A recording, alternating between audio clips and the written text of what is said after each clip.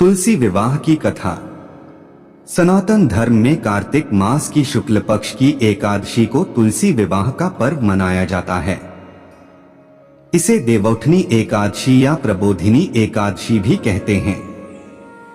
इस दिन तुलसी माता और भगवान विष्णु का विवाह संपन्न होता है।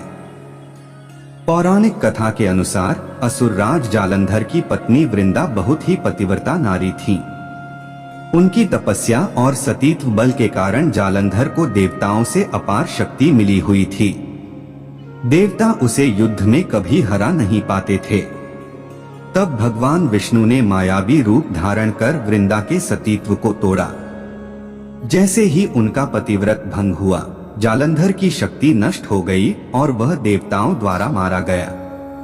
जब वृंदा को सच्चाई का पता चला तो उन्होंने क्रोधित होकर भगवान विष्णु को शाप दिया कि आप पत्थर बन जाएंगे।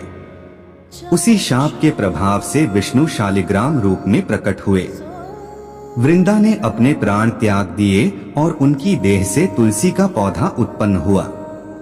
भगवान विष्णु ने उन्हें वरदान दिया कि हे देवी, तुम सदैव मेरी प्रिय रहोगी और तुम्हारे बिना मेरी कोई पूजा स्वीकार नहीं होगी।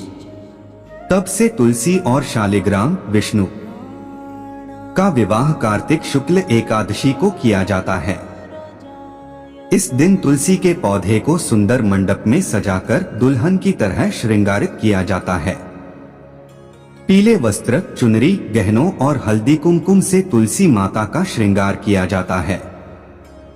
शालिग्राम जी या भगवान विष्णु की मूर्ति को दूल्हे के रूप में सजाकर तुलसी विवाह कराया जाता है।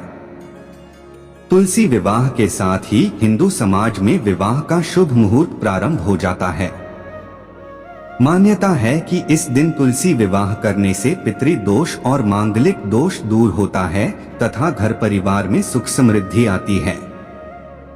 इस प्रकार तुलसी विवाह केवल एक धार्मिक अनुष्ठान ही नहीं बल्कि भगवान विष्णु और माता तुलसी के पवित्र मिलन का प्रतीक है, जो भक्ति, निष्ठा और धर्म के महत्व को दर्शाता है।